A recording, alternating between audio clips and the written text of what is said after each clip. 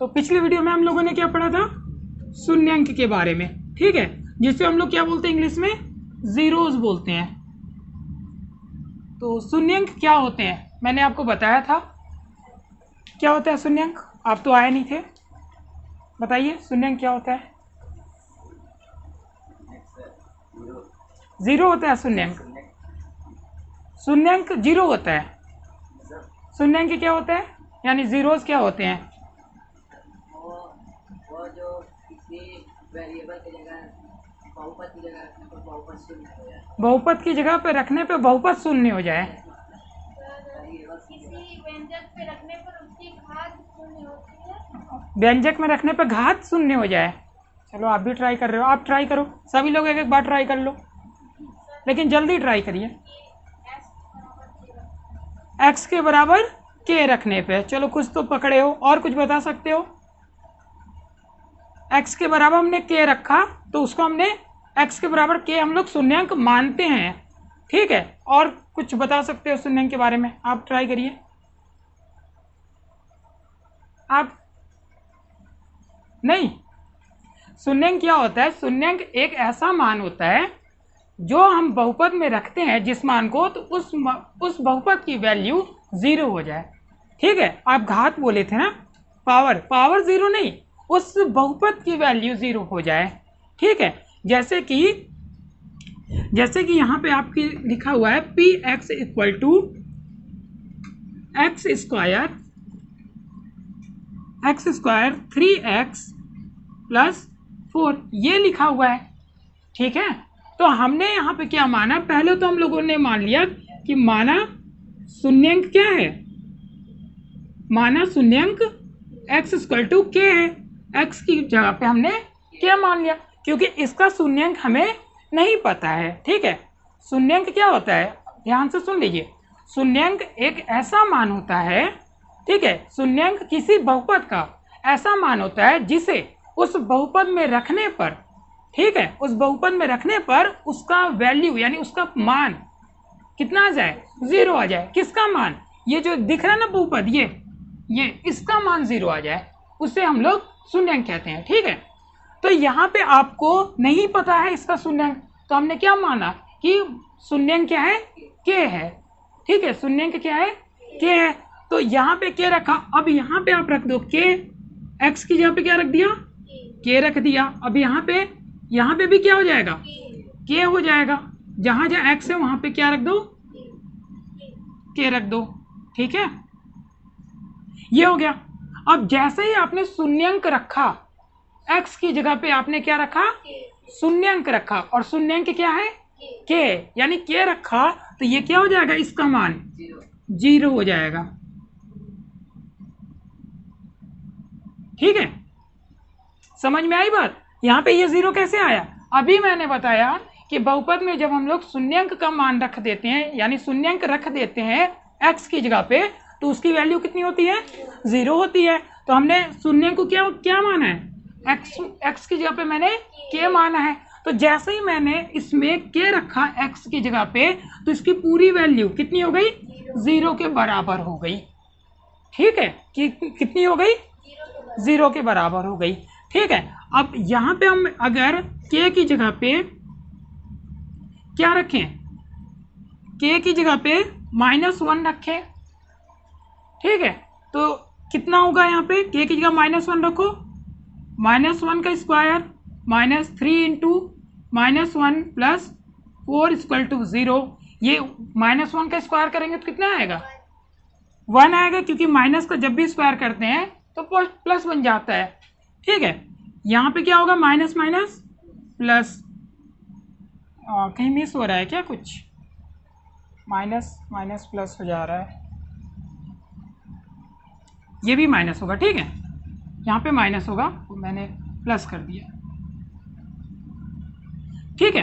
तो अब यहाँ पे क्या होगा, माइनस माइनस प्लस हो गया, और ये -4 इक्वल टू 0, ये क्या हो गया, ये देखो 0 आ गया, यानी k की जगह पे हमने क्या रखा, -1 रखा, तो इसका वैल्यू, इसकी वैल्यू कितनी आ गई, 0 आ गई, ठीक है। इसका मतलब -1 इसका क्या होगा, शून्यांक होगा। ठीक है, अब आप बोलोगे कि ये -1 हमको पता कैसे चलेगा, है ना, कैसे पता चला कि -1 ही हम यहाँ पे रखेंगे, हम 1 रख देते हैं, 2 रख देते हैं, 3 रख देते हैं, तो यही कैसे पता चलेगा, क्योंकि मैंने तो डायरेक्ट लिख दिया है -1। तो देखो ये क्या है, द्विघात समीकरण है। ठीक है, क्या है, द्विघात समीकरण है। ठीक है, तो इसको द्विघात समीकरण को सॉल्व करने के लिए आप लोग पिछली क्लास में भी पढ़े होंगे, 7th 8th में भी पढ़े होंगे, इसका जो व्यापक रूप होता है, स्टैंडर्ड फॉर्म होता है, वो ये होता है। ठीक है, जो द्विघात समीकरण होता है उसका जो स्टैंडर्ड फॉर्म होता है वो क्या होता है, ax² + bx + c = 0। ठीक है, तो ये होता है जहां पे a b c क्या होते हैं, ये कोफिशिएंट होते हैं, यानी a b c की जगह आप कोई भी नंबर रख सकते हो, कोई भी रियल नंबर रख सकते हो, ये मैंने आपको बताया है, ध्यान से हमारी बात को सुनिएगा। ठीक है, a b c की जगह पे हम लोग कोई भी रियल नंबर रख सकते हैं। ठीक है, क्या हुआ, a की जगह, हाँ 0 भी रियल नंबर होता है ना, 0 भी रियल नंबर होता है, रियल नंबर होता है 0। 0 क्या रियल नंबर नहीं होता, नेचुरल नंबर क्या होता है, जो 1 से स्टार्ट होते हैं। होल नंबर्स क्या होते हैं, 0 से स्टार्ट होते हैं। और रियल नंबर्स क्या होते हैं, जो नंबर लाइन पे रिप्रेजेंट किया जिन्हें किया जा सकता है। ठीक है, तो यहाँ पे क्या होगा, आपका ए क्या होना चाहिए, 0 नहीं होना चाहिए बस। ठीक है, ए 0 नहीं होना चाहिए। ठीक है, बाकी ए बी और सी ये बिलोंग्स होने चाहिए आर में। ठीक है, आर क्या है, रियल नंबर। ठीक है, अच्छा यहाँ पे द्विघात समीकरण को हम लोग कैसे सॉल्व करते हैं, देखो ये क्या है, k² - 3k - 4 = 0। ठीक है, यहाँ पे जब भी ऐसे सिचुएशन आए तो आप दो संख्या ऐसी लो जिनको गुणा करने पे 4 आए। ठीक है, ये वाला अंक गुणा करने पे कितना है, 4 आए, और जोड़ने या घटाने पे कितना है, 3 आए। बताइए, 4 - 1 आपने क्या लिया, 4 और -1, 4 1 जा 4। देखो इन दोनों को जब आप गुणा कर रहे हो तो क्या आ रहा है, -4 आ रहा है, और जब इन दोनों को आप क्या कर रहे हो, प्लस कर रहे हो, तो कितना आ जा रहा है, 3 आ रहा है।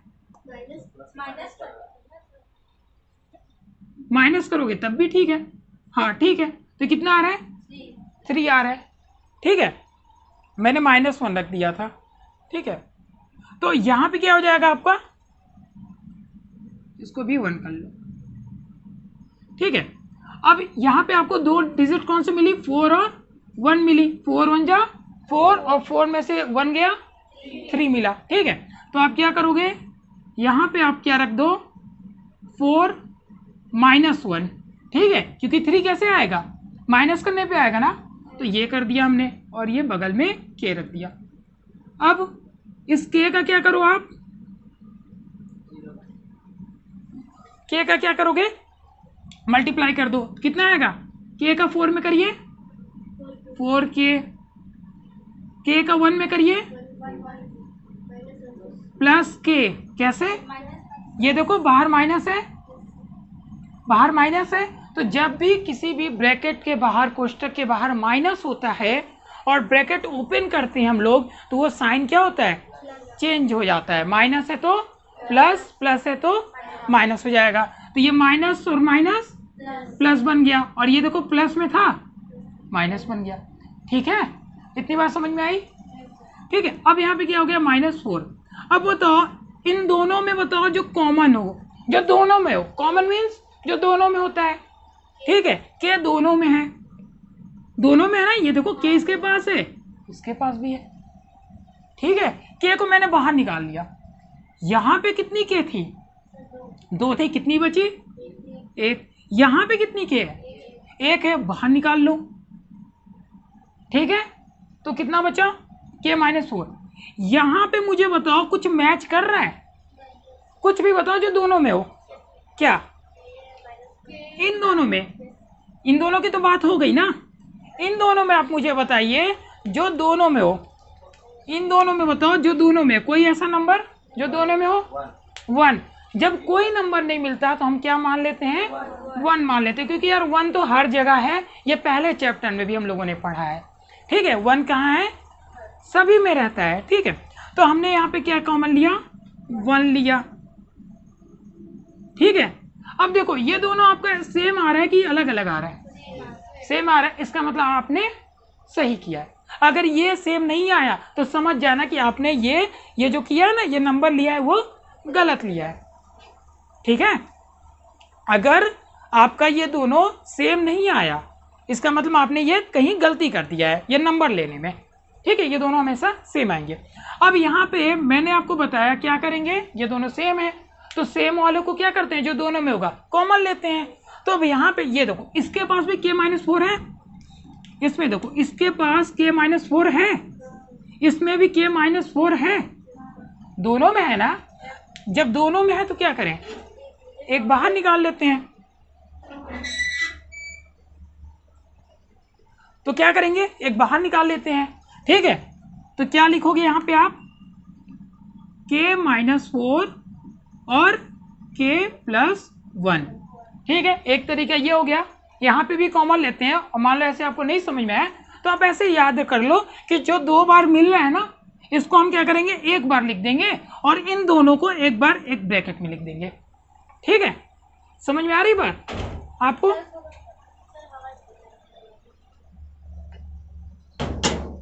हमें लगा कोई खटखटा रहा है। ठीक है, इधर देखिए, आप 2 तरीके से समझ लो। यहाँ पे हम लोगों ने क्या किया है, कॉमन लिया है, लेकिन मान लो कि कॉमन कंफ्यूज हो रहे हो तो आप इतना कर लो कि जो दोनों सेम है ना उसको हमें क्या करना है, एक बार लिख देना है, और ये दोनों जो बचे उसको ब्रैकेट में कर देना है। ठीक है, और इसका इक्वल टू क्या कर देना है, 0। अब क्या करेंगे, जब यहाँ पे लिख के k-4 = 0 तो k = कितना आएगा, 4 आया। इसको करो आप, k+1 = 0, k = -1। यहां से हमें पता चला था। ठीक है, ये सॉल्यूशन करोगे तब आपको पता चला ये दोनों क्या है, ये दोनों क्या है, शून्य अंक है। यही दोनों हमारे क्या है, जीरोज हैं। अब तो यहाँ पे 2 जीरोज होंगे कि और जीरोज आएंगे भी, और भी होंगे कि बस 2 ही होंगे? 2 ही होंगे। क्यों सर, इसकी पावर देखिए ना, पावर देखिए, वेरिएबल की मैक्सिमम पावर जो होगी उतने ही जीरोज आएंगे। मैक्सिमम पावर कितनी है, 2 है, तो कितने जीरोज, 2 है। अब देखो एक का मैंने डायरेक्ट रख दिया था, अब समझ में आया ये -1 कहाँ से आया, इसी तरीके से सॉल्व करने पे आया। समझ में आ रही है कि बात नहीं आ रही है आपको? अच्छा, एक बार और। ठीक है, देखो ये आपका बहुपद था। शून्यंक की हम लोग बात कर रहे हैं। शून्यंक क्या होता है, शून्यंक किसी बहुपद का ऐसा मान होता है जिसे उसमें रखने पर, ठीक है, x की जगह पे जो वेरिएबल होते हैं बहुपद के, उसमें रखने पर उस बहुपद का मान कितना हो जाता है, 0 हो जाता है। ठीक है, समझ में आया? किसी भी बहुपद में वेरिएबल की जगह उस मान को रखने पर वो क्या हो जाता है, 0 हो जाता है। तो यहाँ पे px = ये हमारा एक बहुपद था। ठीक है, तो हमने मान लिया कि माना शून्यंक k है। यहाँ पे अभी आपको नहीं पता, ठीक है, तो यहाँ पे क्या हो गया, शून्यंक k हो गया। ठीक है, तो जैसे ही मैंने k रखा, x की जगह पे क्या रखा, k रखा, तो शून्यंक रखते ही कितना हो जाता है, मान 0 हो जाता है। तो मैंने x की जगह पे शून्यंक k रखा, तो जैसे pk रखा तो ये क्या हो जाएगा, इसकी वैल्यू कितनी हो जाएगी, 0 हो जाएगी, इसलिए ये 0 आ गया। इतनी बात समझ में आई? ठीक है, अब आप सीधे यहाँ पे आ जाइए, यहाँ पे, ठीक है, यहाँ पे आ जाइए सीधे। ये क्या मैंने बताया, ये द्विघात समीकरण का व्यापक रूप बताया है, यानी स्टैंडर्ड फॉर्म, जो मेन रूप होता है। ठीक है, द्विघात समीकरण का जो मेन रूप होता है वो यही होता है, ax² + bx + c = 0। हमारे पास ये इक्वेशन था। अब ये देखो इक्वेशन बन गया क्योंकि इक्वल में 0 आ गया। ठीक है, अच्छा, अब यहाँ पे देखो, जब आपको द्विघात समीकरण मिल जाए और उसमें आपको शून्यंक निकालना रहे, ठीक है, तो आप क्या करोगे, इसको मल्टीप्लाई करने पे 4 आए और ऐड या सब्ट्रैक्ट करने पे 3 आए, ऐसे आपको 2 डिजिट लेने हैं, 2 अंक लेना है। ठीक है, ठीक है, 2 नंबर्स लेने हैं जिसे आपको मल्टीप्लाई करने पे कितना है, 4 है और मल्टीप्लाई ऐड या सब्ट्रैक्ट करने पे 3 आए। तो मुझे पता चला कि 4 और 1, 4 1 जा 4, 4 में से 1 गया 3, ठीक है। अब तो हमने यहाँ पे 4 -1 रखा। सर -1 क्यों रखा, +1 क्यों नहीं रखा? क्योंकि 3 लाना था ना। अगर यहाँ पे 5 होता तो हम 4 + 1 रखते हैं, लेकिन माइनस करना था, 3 लाना था। तो अब इसके बाद फिर मैंने क्या किया, k से मल्टीप्लाई किया तो 4k बन गया। ये किया ना 4 से, ये k से किया 4 में तो 4k बन गया, ठीक है। फिर k से 1 में करेंगे तो कितना आएगा, k बनेगा, ठीक है।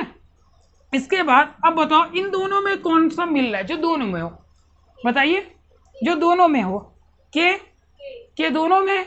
तो हमने क्या किया, कॉमन ले लिया। यहाँ पे कितना था, 2 था, कितना बचेगा, 1 बाहर ले लिया तो 1 ही बचा ना भाई, ठीक है। और यहाँ पे 1 ही था बेचारा, उसको भी बाहर कर लिए घर के, तो वो गायब हो गया, केवल 4 बचा।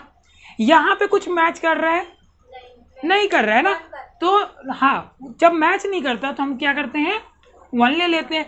1 ले लिया तो कोई फर्क पड़ा, नहीं पड़ा, ठीक है। अब ये दोनों आपका सेम है, देखो k - 4 k - 4, ये दोनों आपका सेम है, दोनों सेम है, तो मैंने क्या किया है, सही किया है, ठीक है। अब सही किया। अब मैंने बताया यहाँ पे भी हम लोग क्या करते हैं, कॉमन लेते हैं, जो दोनों में होगा उसको बाहर निकाल लेते हैं। जैसे k को निकाला था ना, यहाँ भी निकालते हैं। तो यहाँ पे k - 4 यहाँ भी है, k - 4 यहाँ भी है, तो इसको क्या किया मैंने, बाहर निकाल लिया। अब जब मैंने बाहर निकाला तो ये k - 4 यहाँ रखा और ये k और +1 बचा तो ये लिख दिया, ठीक है। समझ में आई बात? और अगर अभी भी आपको यहाँ पे नहीं समझ में आया तो मैंने अभी आपको बताया ना, क्या मान लो कि जो 2 बार उसे 1 बार लिखना है और इन दोनों को फिर मिला के k + 1 को लिख देना है। समझ में आया?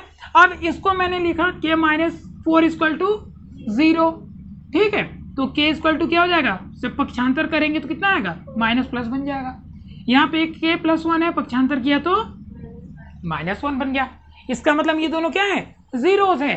अब इन दोनों को उठा के आप इसमें रखो तो आपको क्या मिलेगा, ये देखो 0 मिल रहा है, -1 रखा ना, -1 रखे ना इसमें तो 0 आया। 4 को भी रख के दिखा देते हैं, 4 को रखो आप यहाँ पे तो क्या हो जाएगा, 4 का स्क्वायर होगा, ठीक है, 4 का स्क्वायर होगा क्योंकि k का स्क्वायर है। और यहाँ पे k की वैल्यू कितनी आई, 4 × 4 - 4, 4 का स्क्वायर 16 होता है, बोलो 4 तिहाई 12 माइनस क्या होता है 16, ये देखो 16 कट गया और 0 आ गया। समझ में आया शून्यंक कैसे निकाला जाता है, इस तरीके से निकाला जाता है, ठीक है। तो ये तो बात हो गई द्विघात जो समीकरण होते हैं उनकी, ठीक है। पिछले वीडियो में और मैंने पिछली क्लास में क्या बताया था, रैखिक समीकरण के बारे में, ठीक है। आपको याद होगा px = मैंने आपको बताया था ax + b, ये याद है, ये रैखिक समीकरण का व्यापक रूप है। जैसे ये क्या है, द्विघात समीकरण का है, उसी तरह ये क्या है, रैखिक समीकरण का व्यापक रूप है, यानी मेन फॉर्म यही है। इसी में हम लोग a और b की जगह क्या करते हैं, वैल्यूज रख देते हैं, है ना, 2 रख दिया, 3 रख दिया, 10 रख दिया, 5, कुछ भी रख के हम लोग रैखिक समीकरण बना लेते हैं, ठीक है। बस यहाँ पे आप एक चीज ध्यान देना कि पहला वाला जो a होगा ये 0 नहीं होना चाहिए, ठीक है। ये बात हो गई। अब मैंने कल आपको रिलेशन भी बताया था, इसमें रिलेशन मैंने बताया था, याद करिए। हमने क्या रखा, x की जगह पे क्या करेंगे, k रख देंगे, ठीक है। समझ में आ रहा है ना, ये थोड़ा ऐसे तिरछे में हो गया, स्लैटिंग में हो गया, ठीक है। तो यहाँ पे देखिए x की जगह पे हमने क्या किया, k रख दिया है, तो यहाँ पे क्या हो जाएगा, k = a, और यहाँ भी क्या हो जाएगा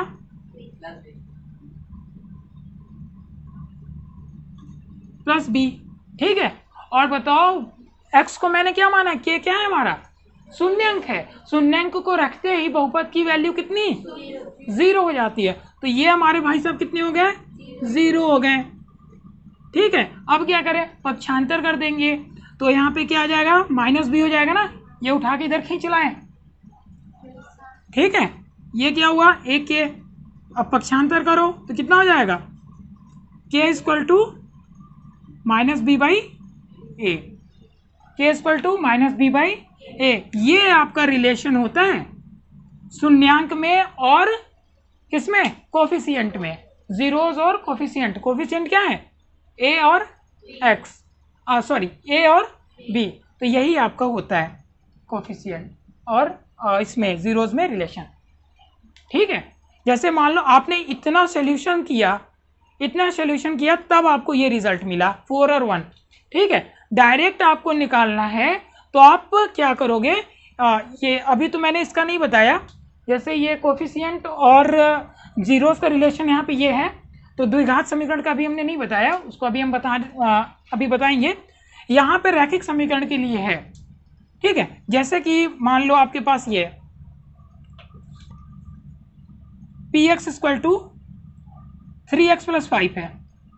ठीक है, px इक्वल टू क्या है? 3x प्लस 5 है। ठीक है, 3x प्लस 5 है। अब यहाँ पे अगर आपको निकालना है इसका शून्यंक, इसका क्या निकालना है? शून्यंक निकालना है, तो आप यहाँ पे कुछ नहीं करो, यहाँ पे 0 रख दो। ठीक है, यहाँ पे क्या रख दो? 0 रख दो। ये हम बता चुके हैं, शून्यंक का मान रखते हुए क्या हो जाता है? 0 हो जाता है। 0 रख दिया। अब क्या करो, ये पक्षांतर कर दो, ट्रांसफर कर दो। ये कितना है? प्लस में है तो माइनस में हो जाएगा 3x, x इक्वल टू -5/, ये देखो आ गया। ठीक है, ये आया ना -5/3। ठीक है, अब क्या जो शून्यंक आता है उसको अगर हम उस बहुपद में रख दें तो उसकी वैल्यू कितनी हो जाती है?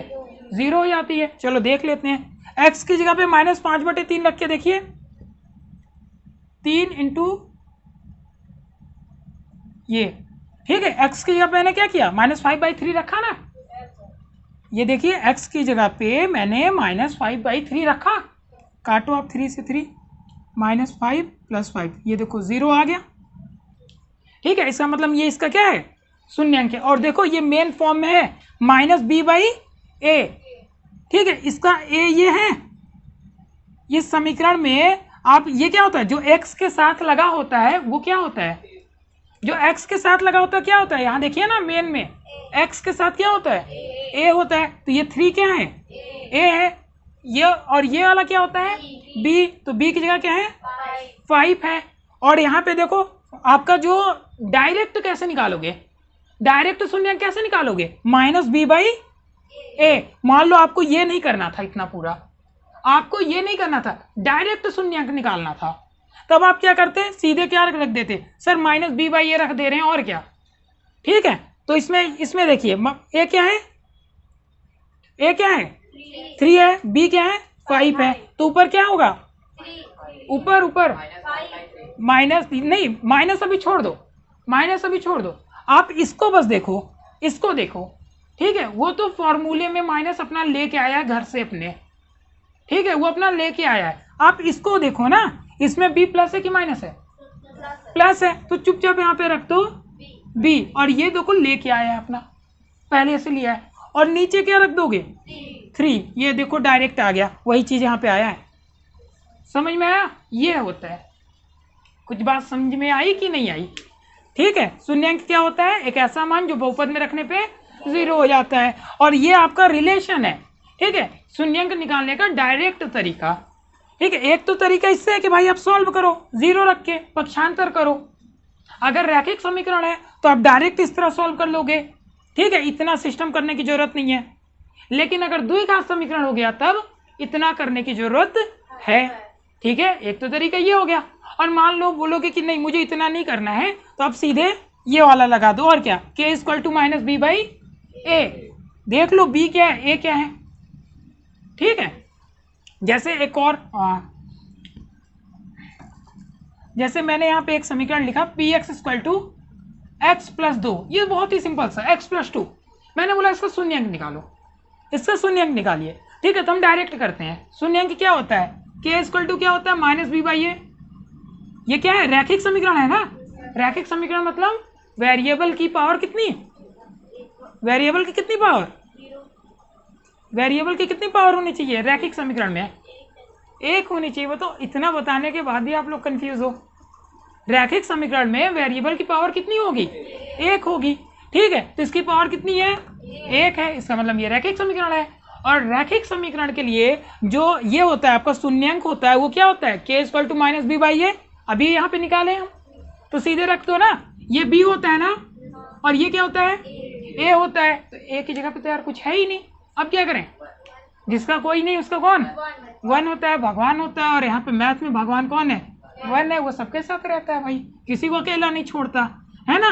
तो बी की जगह पे 2 और एक्स की जगह पे यानी ए की जगह पे 1, और ये माइनस तो अपने घर से लेके आया, उसको अलग कर ही नहीं सकते। ये आया ना, देखा डायरेक्ट निकाला ये।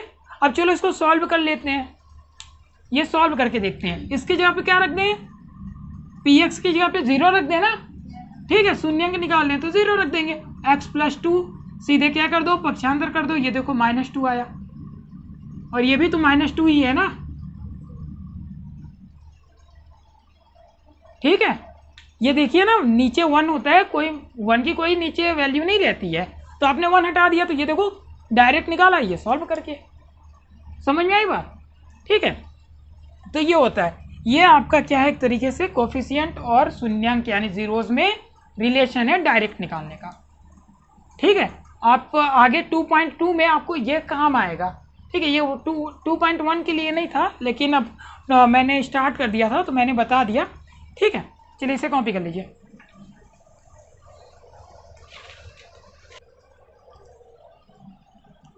तो रैखिक समीकरण में हम लोगों ने संबंध पढ़ लिया, ठीक है, कोफिशिएंट और जीरोस के बीच में। अब हम क्या करेंगे, जो द्विघात समीकरण होता है उसमें हम लोग देखेंगे दोनों में क्या संबंध होता है, जीरोस और कोफिशिएंट में। जैसे यहाँ पे डायरेक्ट निकाल लेते हैं ना, k = सीधे -b/a, इसी तरह हम लोग द्विघात समीकरण का कैसे करेंगे, ठीक है। अभी इतना करना पड़ रहा है, आइए देखते हैं। तो ये बताओ, जो द्विघात समीकरण होता है उसका स्टैंडर्ड फॉर्म क्या होता है, व्यापक रूप क्या होता है, आपके सामने लिखा हुआ है फिर भी नहीं बता पा रहे हो। ax² + bx + c, बताओ सामने लिखा है फिर भी नहीं बता पा रहे हो, घर जाके क्या बताओगे या कल क्या बताओगे, बताओ, सामने ही लिखा है ना ये, ठीक है। ये हो गया। अब मुझे ये बताओ, इसको आपने जब सॉल्व किया तो आपको क्या मिला, इसको आपको क्या मिला, 0 कहाँ मिला, नहीं, इसको जब आपने सॉल्व किया एक तरह से, ये जो आपका द्विघात समीकरण था, ठीक है, जब आपने k मान की से सॉल्व किया तो यहाँ पे क्या मिल रहा है, देखो ऐसा मिल रहा है, ठीक है, इस टाइप का मिल रहा है। तो यहाँ पे k की जगह आपका x भी हो सकता है, ठीक है, x भी हो सकता है। तो हम इसको इस तरह लिख ले रहे हैं, यहाँ पे हम लोग x लिख दे रहे हैं -α, और इसके बाद x - बीटा। ये क्यों किए, देखो एक्चुअली जो मूल होता है ना, वहाँ पे हमने क्या किया, k माना, k दोनों के हैं। तो जब हम लोग इसको लिखते हैं तो हम लोग इसको अल्फा बीटा के रूप में भी लिख सकते हैं। जो मूल होते हैं उन्हें हम लोग किस रूप में लिख सकते हैं, अल्फा और बीटा भी करते हैं, लिखते हैं उसे, ठीक है। जैसे ABCD होती है ना, उसी तरह अल्फा बीटा भी होते हैं, तो इनके थ्रू हम लोग इनकी वैल्यू मानते हैं, ठीक है। यानी जो आपके मूल होंगे, जो आपके जीरोस होंगे, उससे शून्यंक को क्या लिख सकते हैं, अल्फा बीटा। अगर एक है तो केवल अल्फा लिखेंगे, रैखिक समीकरण में एक ही शून्यंक होता है तो अल्फा बोलेंगे। द्विघात में कितने होते हैं, 2 होते हैं, तो क्या बोलेंगे, अल्फा बीटा मान लेंगे, एक को अल्फा दूसरे को बीटा। त्रिघात में क्या होता है, जिसकी 3 घात होती है, 3 उसके शून्यंक आएंगे, त्रिघात के शून्यंक कितने आएंगे, 3 आएंगे, तो उसमें क्या करेंगे, अल्फा बीटा गामा। सुने हो ये नाम, अल्फा बीटा गामा सुने हो, नहीं सुने, 9th में था, पढ़े ही नहीं होगे तो कहाँ से सुनोगे, नहीं पढ़े हो ना, इसीलिए नहीं सुने हो। तो बुक में तो रहता ही है, हाँ उसमें तो बहुत रहता है, लैम्डा रहता है, साई रहता है, पाई रहता है, ठीक है, और थीटा रहता है, तो उसमें तो बहुत सारी चीज़ें रहती हैं, ईटा रहता है और साई रहता है, बहुत सारे हैं ऐसे उसमें साइन। तो यहाँ पे हम लोग क्या किया, द्विघात है तो अल्फा बीटा मान लिया, ठीक है, मान लो ये अल्फा हो गया, ये बीटा हो गया, ठीक है। अब यहाँ पे एक बात बताओ, इसको आप यहाँ पे इस रूप में लिख सकते हो, हमने मान लिया, मान लो यहाँ पे कोई आर है, ठीक है, हमने यहाँ पे मान लो कोई आर मान लिया, या कुछ भी मान लो आप, ठीक है, के ले चुके हो तो के नहीं मानना, एक्स यहाँ पे आ चुका है तो एक्स नहीं मानना, कुछ भी मान लो, तो मैंने आर मान लिया, पी भी मान सकते हो, कोई दिक्कत नहीं, ठीक है। ये क्यों लिखा, एक्चुअली ये क्या है, एक गुणनखंड के रूप में मैंने लिखा है, किस रूप में लिखा है? गुणनखंड। अब ये बताओ यार, जैसे 2 गुणे 4 है, मान लो ऐसे लिखा हुआ है ना 2 गुणे 4, ये मान लो 2 गुणे 4 है, ठीक है, 2 गुणनखंड है, इसमें एक तो लगा ही सकते हो ना, एक तो सबके साथ रहता है, तो वही मैंने मान लिया कि R भी साथ में आ गया, ठीक है। कभी कभी ज़्यादा भी 2 3 4 कुछ भी हो सकता है, और कुछ नहीं हुआ तो एक तो रहेगा ही हर हाल में, ठीक है, एक तो रहेगा ही हर हाल में, ठीक है।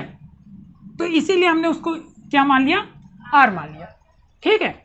अब हम क्या करते हैं, तो यहाँ पे ये लिख दिया, यानी इसको जब हमने सॉल्व किया, ये द्विघात समीकरण को देखो सॉल्व किया, ये द्विघात समीकरण है ना, तो हमें ये रिजल्ट आ रहा है ना, ये देखो गुणनखंड के रूप में, ठीक है, ये रिजल्ट आया ना। यहाँ पे ये देखो k की जगह पे मैंने x कर दिया है, और ये 4 और 1 क्या है? अल्फा बीटा ही तो है, 4 और 1 क्या है? अल्फा बीटा ही तो है, तो मैंने यहाँ पे 4 और 1 ना लिख के अल्फा बीटा रख दिया है, ठीक है। 4 और 1 क्या है? पर्टिकुलर एक क्वेश्चन के लिए होंगे, मतलब 4 और 1 केवल इसके लिए होंगे, k² - 3k - 4, इसी के लिए 4 और 1 होंगे। लेकिन जब मैंने रखा अल्फा बीटा, तो वो क्या होंगे? वो सब के लिए होंगे। अल्फा मतलब कुछ भी मान आ सकता है, ठीक है।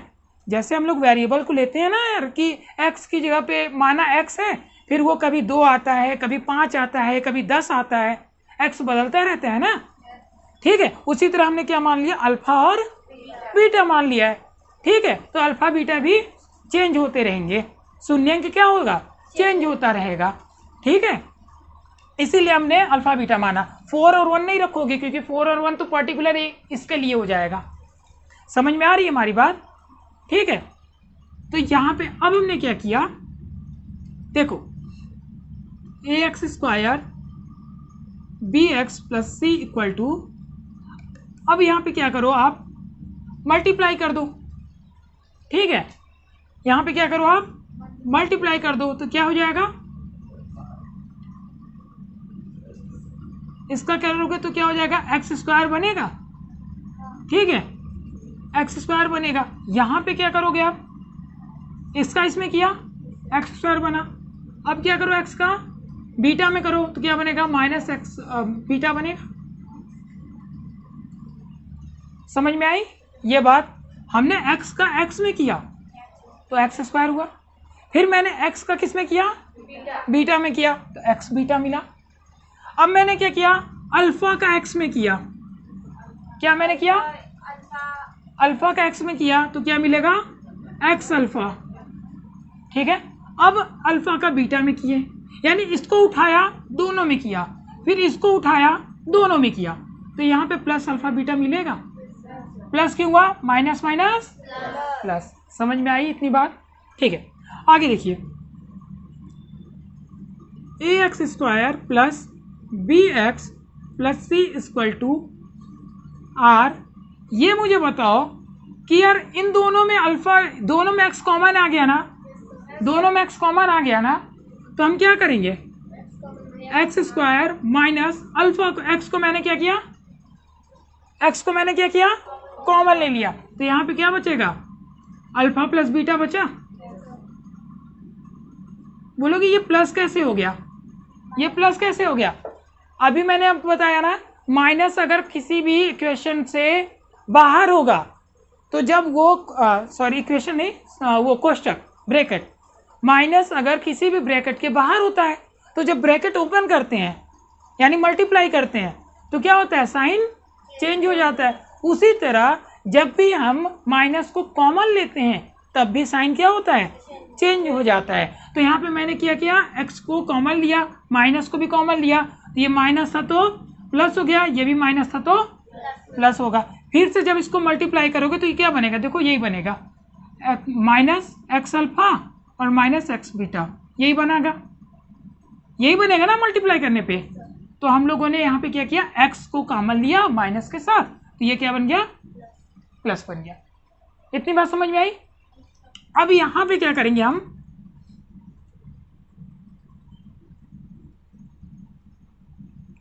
ax² + bx + c = ये जो r है इसका सब में मल्टीप्लाई कर लो, r का मल्टीप्लाई सब में कर दें, भाई बाहर है ना ब्रैकेट के, बड़े वाले ब्रैकेट के, मल्टीप्लाई कर